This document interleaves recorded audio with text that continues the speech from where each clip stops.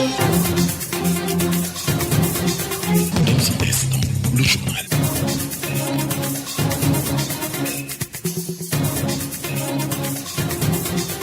Dans un instant, le journal. Dans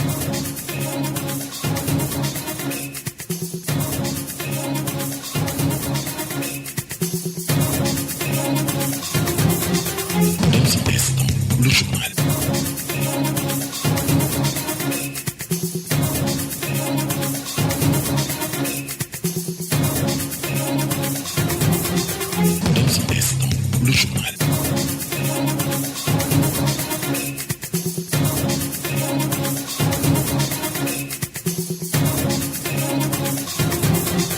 Dans un instant, le journal.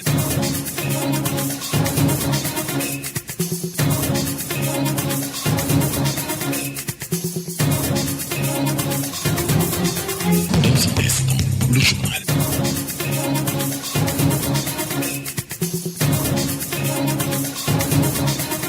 Poukoumel FM, dans un instant, le journal.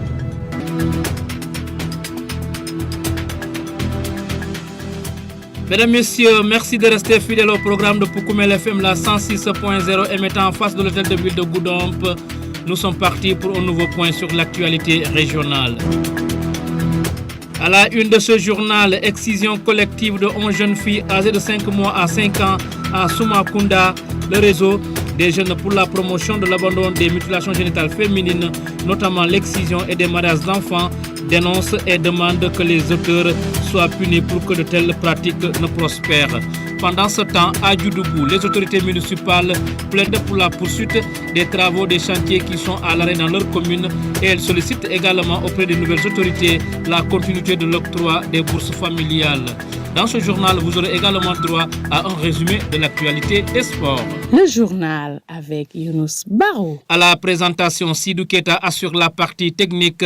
Bienvenue à toutes et à tous dans cette principale édition d'information de Poukoumel FM. Le réseau des zones pour la promotion de l'abandon des mutilations génitales féminines, notamment l'excision et des mariages d'enfants, dénonce avec la dernière énergie l'excision collective d'un groupe de jeunes filles âgées au moins de 6 ans opérées les semaines dernières dans le village de Soumakunda, dans la commune de Mangarungu Santo. Les membres du réseau ont organisé ce mercredi 12 mars 2025 à la préfecture de Goudomp un atelier de plaidoyer pour l'application de la loi interdisant la pratique des MGF pour décourager les auteurs afin de réduire considérablement ces pratiques socio-culturelles ancestrales. La dite activité qui a regroupé les autorités administratives, les chefs religieux ainsi que les élus locaux et les Bayen Nogok s'inscrit dans le cadre du projet Sunaro Kanyanta Demba Sambaba, le point focal du réseau des jeunes pour la promotion de l'abandon des MGF, excision et des mariages d'enfants dans la région de Sédhiou. S'en explique au micro de votre serviteur. Nous sommes particulièrement à Goudomp dans le cadre du projet Sunaro Kanyanta, qui est un projet qui est financé par Option dans le cadre du projet TGILF. Donc nous sommes à Goudomp suite à des activités que nous avons déjà commencé dans le passé. Et vu la situation aussi, le contexte de 11 filles de 5 mois à 5 ans qui ont été excisées à Soumakunda. Donc depuis que le réseau a appris l'information, nous avons jugé nécessaire, vu que Goudomp fait partie de nos zones d'intervention, et d'intervenir, d'amener assistance à des jeunes filles qui sont victimes de cette pratique-là. De raison pour laquelle nous sommes à Goudomp durant ces 3 jours. On a organisé des rencontres, des visites au niveau des autorités administratives. Nous avons rencontré le préfet, lui faire part du réseau des jeunes, des initiatives que nous avons prises. Mais c'est l'occasion de discuter avec les leaders communautaires et les acteurs qui sont dans le cadre de la promotion et de la protection des enfants. De raison pour laquelle aujourd'hui nous avons organisé ce plaidoyer avec tous les acteurs par rapport à l'abandon des mutilations génitales féminines. Hier, nous étions dans les différents quartiers, donc discuter avec les parents et les jeunes filles, créer un dialogue intergénérationnel afin que les parents puissent avoir certaines informations, que ce soit sur l'alimentaire, sanitaire et religieux par rapport aux mutilations génitales féminines. Parce qu'il faut noter que cette pratique, certains le considèrent comme une coutume, soit comme des réalités socio-culturelles. Donc il serait important que nous discutions avec nos communautés pour qu'ils sachent que c'est des conséquences qu'ils apportent dans la vie de la femme, plus particulièrement chez les jeunes filles. Donc le réseau, nous avons lancé une pétition. Cette pétition que nous condamnons fermement l'acte qui a été fait, vu que les informations que nous avons reçues et que l'exciseuse même est de la Guinée-Bissau. Donc nous n'avons pas assez d'informations parce que le dossier est au cours des autorités qui ont les compétences de suivre ce dossier. Mais nous, juste ce qu'on a fait, on a lancé des pétitions et des caravanes de sensibilisation chez les monnaies dans le cadre de promouvoir l'abandon et de montrer que le réseau des jeunes et à travers toutes les organisations qui sont membres du réseau donc condamnent ces actes qui ont été commis au niveau de Soumakunda. Donc sur les conséquences sanitaires, nous avons vu qu'aujourd'hui beaucoup de jeunes filles subissent des conséquences par rapport aux mutilations génitales féminines. Ces conséquences sont d'abord il y a la césarienne, les complications au mois de l'accouchement. Donc aussi il y a les fistules obstétricales aujourd'hui que beaucoup de filles ou beaucoup de femmes le subissent. Et aussi les filles là sont traumatisées. Par exemple aujourd'hui une jeune fille de moins de 5 ans qui voit un couteau, donc on est en train d'enlever quelque chose de ses parties intimes. Donc cet acte-là, ces images-là vont rester pour toujours. Des raisons pour lesquelles ces filles auront besoin d'accompagnement psychologique mais aussi sanitaire par rapport à leur bien-être. L'autorité préfectorale qui se désole également de cette pratique s'engage à nos ménageurs et qu'on effort pour que la loi soit appliquée dans toute sa rigueur pour traquer les récalcitrants qui continuent à s'adonner à la pratique de l'excision. Abdou Diop, le préfet de Goudomp, que voici. Suite donc à ce malheureux épisode qui s'est produit au niveau du village de Soumakunda dans la commune de Mangarungu Santo. Donc en l'espèce donc il s'agissait donc de l'excision de masse 11 jeunes filles âgées respectivement entre 5 mois à 5 ans.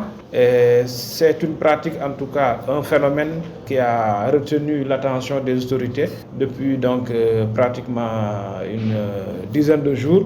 C'est déjà exprimé notre indignation vraiment à ce malheureux donc épisode. En pareille circonstance, il s'agit donc d'une batterie de mesures qu'on doit donc prendre. Et la première des mesures, c'était donc de rendre compte aux autorités hiérarchiques. Les comptes rendus ont été régulièrement faits aux autorités par rapport à l'évolution des cas et surtout concernant l'aspect de la prise en charge, puisque donc les victimes ont déjà besoin donc d'une prise en charge optimale. Et je peux confirmer ça avec donc le médecin-chef de district. On a fait donc les touches nécessaires pour que les victimes puissent être approchées déjà avec les services sociaux, parce qu'il y a l'AMO, le CDPE et les autres structures qui ont en tout cas l'habitude de développer des approches pour venir à bout de ces pratiques et apporter la réponse qu'il faut pour que les familles ou les victimes recensées ne puissent pas se braquer pour essayer de cacher ou étouffer le phénomène. Il faut donc développer une certaine approche pour qu'on puisse donc les prendre correctement en charge. Et Dieu a fait que vraiment après donc ces approches, on a pu donc prendre correctement en charge donc les victimes, que ce soit au plan sanitaire ou psychosocial avec les structures comme le CDP ou le district sanitaire. Aussi, il y a la réponse de l'AMO qui a aussi fait un rapport circonstancié envoyé au procureur pour que donc la poursuite judiciaire puisse être enclenchée. Et malheureusement, il y a un écho des agissements des autorités pour alpaguer la mise en cause. Un ressortissant d'origine étrangère de la Guinée-Bissau, pour ne pas le citer, elle a pris la fuite malheureusement. Et c'est à travers le réseau des jeunes pour la promotion de l'abandon des mutilations génitales féminines qui se sont intéressés donc au département de Goudomp pour venir donc apporter leur soutien à ces victimes et aussi donc conscientiser davantage les populations par rapport à l'interdiction de la réglementation sur ces pratiques. Pour qu'on puisse donc ensemble essayer de voir quelle sera donc la réponse que la communauté devra apporter pour venir à bout donc de telles pratiques. Puisque comme on vient de le dire, je pense que la région de Sédhiou dans son entièreté est malheureusement classée deuxième par rapport aux régions qui pratiquent encore l'excision, puisque c'est une pratique qui a toujours cours dans nos sociétés, puisqu'il s'agit donc d'une tradition ancestrale ancrée dans certaines ethnies qui continuent à pratiquer donc l'excision, malgré qu'ils aient connaissance de l'existence d'une loi qui interdit donc cette pratique depuis 1999, en l'occurrence la loi 99-05. Aujourd'hui donc notre posture, c'est celle-là d'être au premier rang des autorités en tout cas qui s'érigent en barrage contre ces pratiques et d'encourager donc les organisations comme le réseau des jeunes qui s'activent donc dans ces domaines d'activité pour vraiment venir à bout de ce phénomène et conscientiser davantage les masses par rapport donc aux dangers et aux conséquences fâcheuses que peut entraîner donc la mutilation génitale féminine. Et cette jeune fille leader au CEDEPS de Goudomp que vous allez entendre a été victime de l'excision et elle supplie les parents à bannir cette coutume pour le meilleur devenir de leur fille. La voici. Bon, ça c'est pas une fierté pour nous, parce que d'après toutes les activités que nous menons sur le terrain, c'est-à-dire les dialogues que nous faisons avec les parents ainsi que les jeunes, je pense que ça doit au fait les conscientiser sur les risques des MGF. Mais nous voyons qu'aujourd'hui c'est le cas contraire, parce qu'avec toutes ces activités-là, on entend aussi parler des MGF. Et cela a été fait à des filles qui sont âgées de 5 mois à 5 ans. Imaginez une petite fille qui est âgée de 5 mois. Comment on peut même prendre un couteau et enlever une partie de cette personne? Moi, vraiment, ça me fait mal. Ce n'est pas une fierté. Le message que je vais lancer aux parents, c'est de laisser les filles, c'est-à-dire les laisser poursuivre les études. Parce que nous avons vu que les MGF même a des conséquences qui affectent les études. Parce qu'une fille excisée, par exemple, si elle atteint des maladies là-bas, ça peut l'empêcher de poursuivre ses études. Le message que je vais lancer aux parents, c'est de laisser les filles continuer leurs études et de ne pas les mutiler. Vous écoutez les informations sur Poukoumel FM, la 106.0. Je l'ai annoncé à l'instant dans les titres, les autorités municipales de Djoudoubou plaident pour la poursuite des travaux de construction des postes de santé et l'électrification rurale dans leur commune. Ces dernières sollicitent également auprès du gouvernement actuel la continuité de l'octroi des bourses familiales, des plaidoyers qu'elles ont portés en marge de la cérémonie de remise d'appui en vivres aux communautés chrétiennes et musulmanes de la dite collectivité territoriale. C'est pour les accompagner en cette période de carême et de ramadan, un geste qui porte l'empreinte des dites autorités. Moussa Dramé, le premier adjoint au maire de Djoudoubou, que nous écoutons à ce propos. Donc c'est un accompagnement social symbolique à la population, des denrées alimentaires, de sucre, de l'huile et autres denrées vraiment pour que la population aussi se sente vraiment de la gestion municipale. Donc c'est depuis 2022 de notre arrivée, chaque année en coutumier, le maire fait cet acte à la population. Donc aujourd'hui nous avons reçu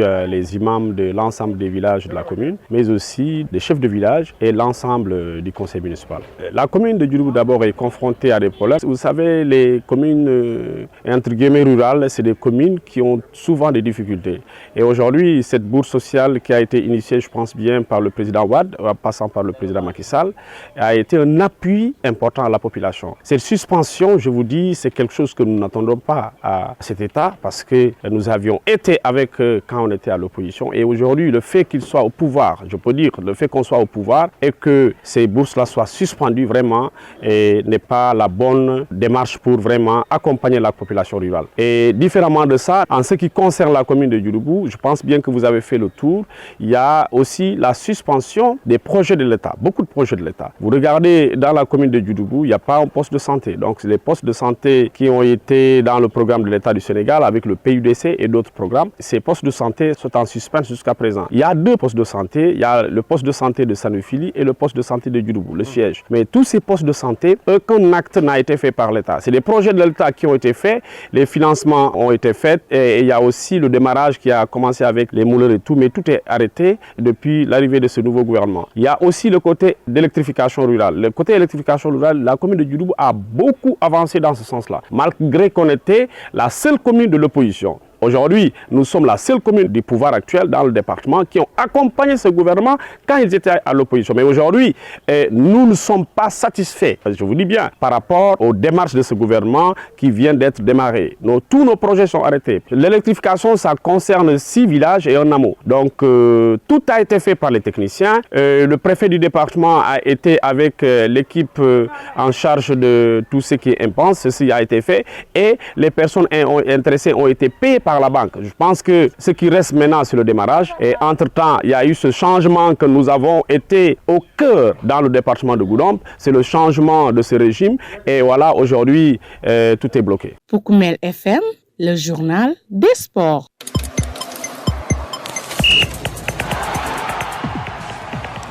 Actualité des sports et c'est l'affaire de Lamine Fati. Lamine, à vous.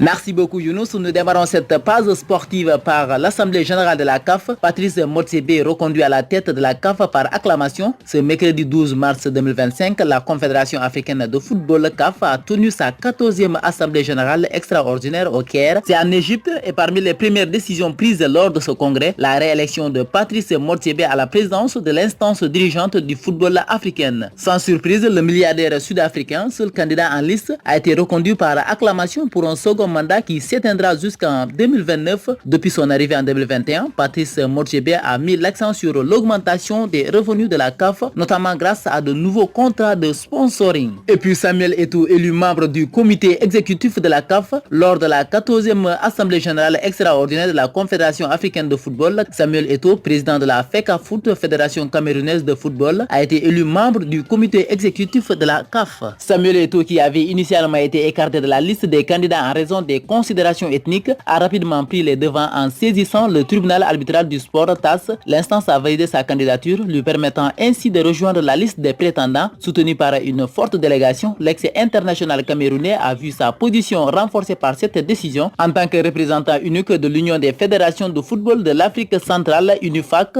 le Camerounais a été largement élu par ses pairs, sans grande surprise car sa victoire semblait acquise à l'avance. Toujours Assemblée générale CAF, maître Augustin Senghor, non élu au conseil de la FIFA. Augustin Senghor ne sera pas membre du conseil de la FIFA, en tout cas pas durant ce mandat 2025-2029. Le président de la Fédération sénégalaise de football n'a pas été retenu parmi les 6 membres africains devant représenter la CAF au conseil de la FIFA. Il faut retenir que le président de la Fédération sénégalaise de football était candidat au poste du conseil au sein de la gouvernance mondiale du football. Maître Augustin Senghor n'a pas été retenu parmi les 6 représentants de la CAF qui siégeront au conseil de FIFA pour ce mandat de 2025 à 2029 après son échec à l'élection des membres africains du comité de la FIFA pour le mandat 2025-2029. Le président de la Fédération sénégalaise de football a annoncé sa démission du poste de premier vice-président de la Confédération africaine de football CAF. On enchaîne Chelsea. Nicolas Jackson, l'international sénégalais de retour après la trêve. En conférence de presse, le coach de Chelsea, Enzo Maresca, a indiqué que l'international sénégalais pourrait reprendre la compétition dès la reprise, après notamment la pause internationale. Sans surprise, Nicolas Jackson ne fera pas partie des rendez-vous de mars avec le Sénégal, opposé au Soudan 22 mars et au Togo 25 mars en qualification pour le mondial 2026. Jeux 2026, Hady Gueye lance le compte à rebours, un budget d'1 milliard annoncé. Le ministre des Sports, Hady Gueye, a rencontré les directeurs techniques nationaux des différentes fédérations sportives, une réunion lors de laquelle il était question de discuter des Jeux 2026. Hady Gueye en a profité pour rappeler l'engagement de l'État à accompagner les fédérations et à préparer les athlètes sénégalais. Nous on termine avec Ligue des Champions. Il faut retenir que le Barcelone s'est qualifié par 3-1 face à Benfica. De l'autre côté, Liverpool a été dominé par le PSG au tir au but après prolongation. Younous, on ignore toujours si vous avez été un grand footballeur, mais il faut retenir que le Real de Madrid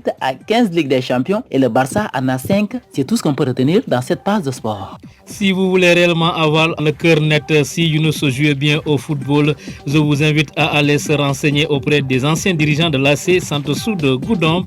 En attendant, grand merci à vous Lamine Fati pour ce round-up de l'actualité des sports qui referme ce journal. Le rappel des titres.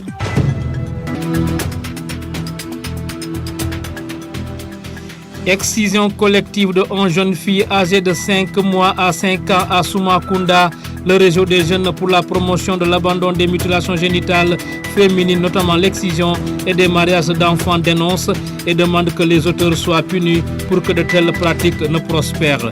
Pendant ce temps, à Djoudjougou, les autorités municipales plaident pour la poursuite des travaux des chantiers qui sont à l'arrêt dans leur commune et ils sollicitent également auprès des nouvelles autorités la continuité de l'octroi des bourses familiales. Dans ce journal, vous avez également eu droit à un résumé de l'actualité des sports et c'était l'affaire de Lamine Fati. Un grand merci à Sidou Keta qui était aux opérations techniques. À la présentation, c'était Younous Baro. Mesdames et messieurs, gardez l'écoute, nous passons à la version mandingue.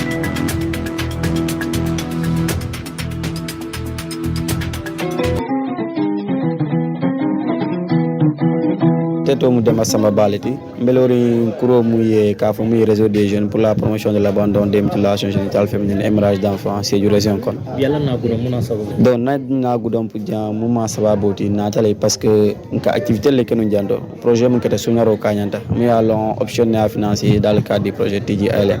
Donc à travers nous commente les formations jama le kenu jani sensibilisation mun kete ni sunyaro la fanala mais ni wato kono na moy ko sumutende temps anen kili mun sunna mun keta suma kundati donc comme tel ka intervenir jande donc nyanta kala mo folo de mi yalon ka tan communauté la ko ben ka tan Sénégal bi la ko tel de be janne me nyin ko la mi yalon a interne e mbay tan la population ko feno mi yalon amanya na kala donc walantina nata pour ka tan Sénégal bi la tout ko la mi yakata bari tel man d'accord la ko la fanal ya tan nakal be action ñaari la moné la pour au moins ko nya satalam d'accord donc action nyin kabrin nata nara nyante non la kabrin nata ne sate tiur na sita na ka tar mun ka préfet ngai tan dala mun mission ne sababu tijanto après afa accompagnata contrat ndo ke mole par rapport à benu ye démarche mun ke tama ko mun tama pour que dindol ñu je donc nara fay fana tel sawoni dino bi ka na ka mbulo do ñu ko mun ka da sunaro fana mais tamit dindol mi ala sunaro ke la ke dema fo ala sa ke no ye fonsoro no kera kono